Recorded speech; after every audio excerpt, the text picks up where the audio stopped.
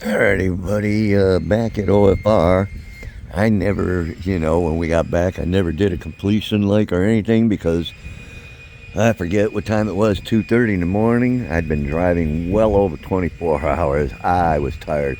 I was actually hoping Jason was going to take over and drive for me, but Jason has stomach issues. He's got a pacemaker in his gut, and that controls the valve for his digestive system, and he throws up a lot, like Kurt. And in fact, they're communicating about their conditions. So I ended up pulling over a lot, and he was getting sick. The other thing is you saw how this thing was totally covered when we left. I kept losing stuff as we kept going. In fact, we were 90 miles out from getting home when all of a sudden I seen the last uh, moving blanket coming off on the bottom.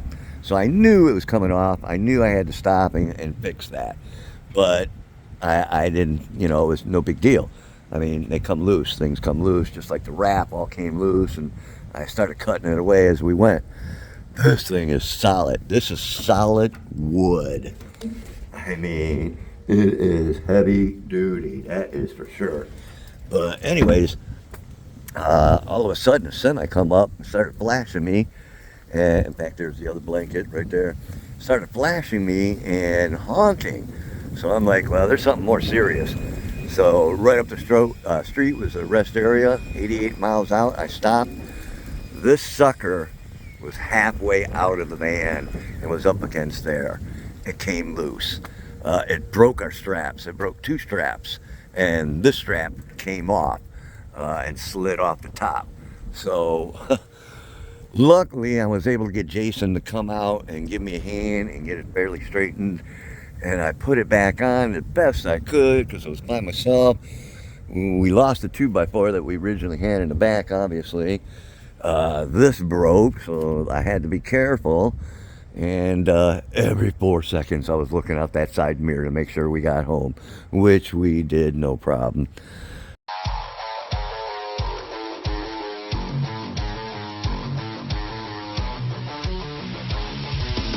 So that'll get put up eventually here, I guess. I got a 55-gallon with fish in Wadsworth. Jim Sheasley and we're going to do that Friday. So we'll take care of that. Then I still got the Kentucky. That's 180 and a 75 and fish and stands and FX6s and, that's a whole setup. I'm trying to get that one set up now, but Glenn's out. He's not going to be able to do much for OFR for the next 10 weeks or so. He's getting his neck operated on. So I got Mark, and Jim Sheasley's working, and Jean's still not around. He's got things he's doing. He got an inheritance, and he's looking for a house, him and his sister. So they're looking to do that. The other thing is I thought these were brand new crated. They're not. They're used tanks, but that's all right. We do have all the tops for this. They're in here.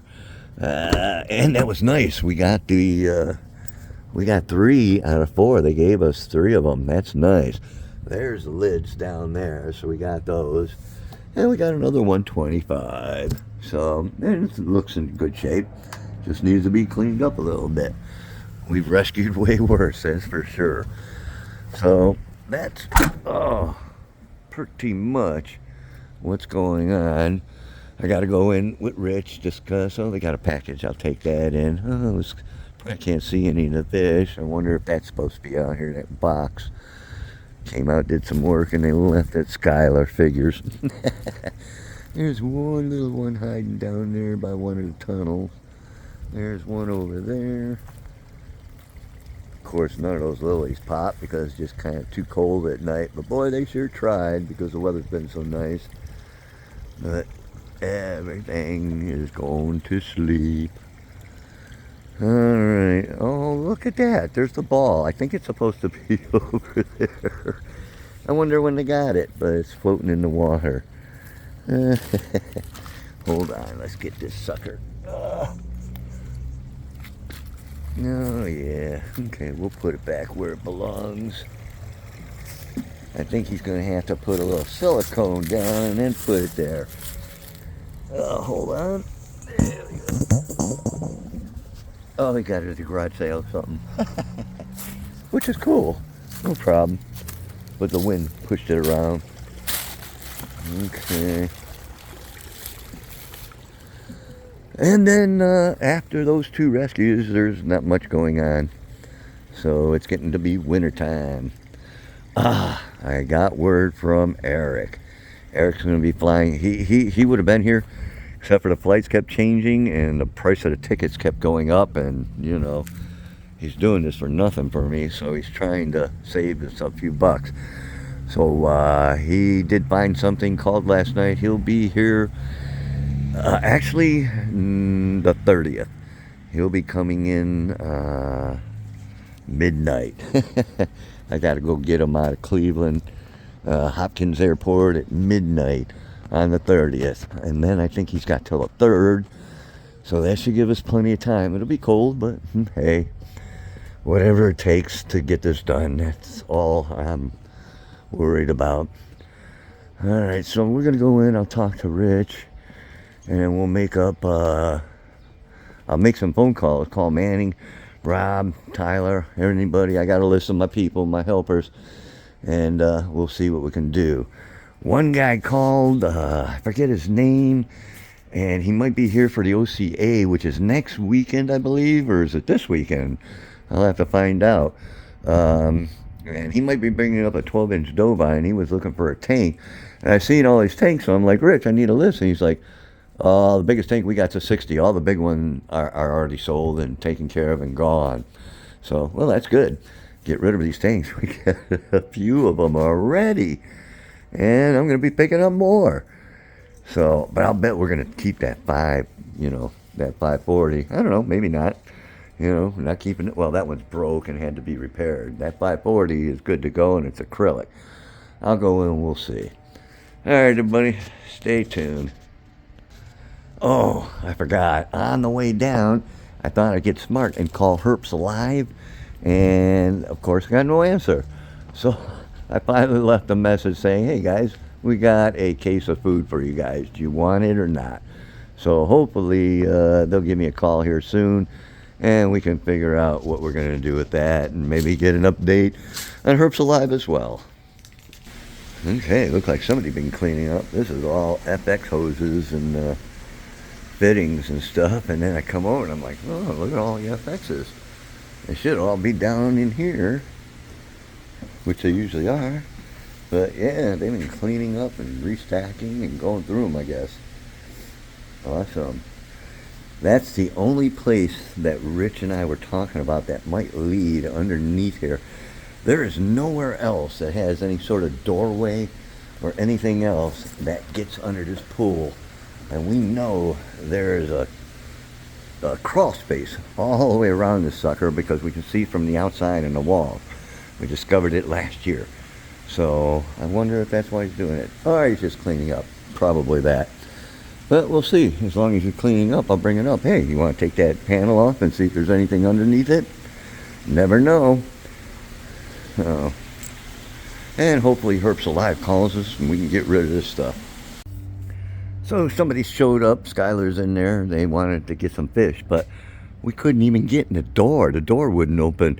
I had to get some PB Blast. And we have to do it like once a year.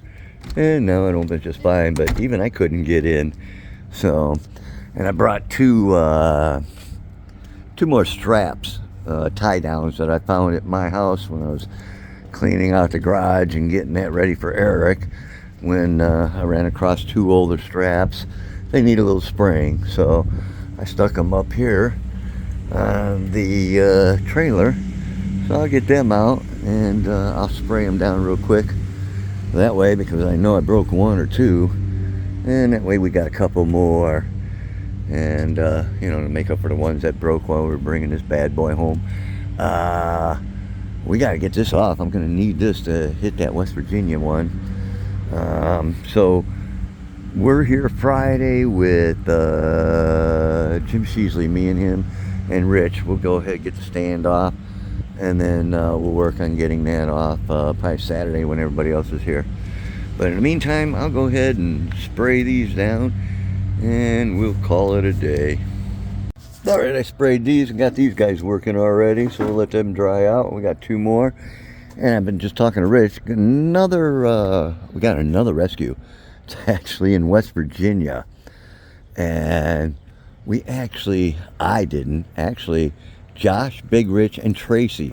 This was before Tracy went down, and they had a couple who they had given up a pacu. Big Bertha, I think, was the name. And we had Big Bertha here, along with Sheldon, that we got from Rick, I believe his name was. And they used to just school together and stay together. Well, eventually, the couple, Steve and Cam, they wanted the pacu back. They were getting a 700 tank, or 750 for like 7,000. Rich was able to get him a 1,500 for 1,000 more, and they went down.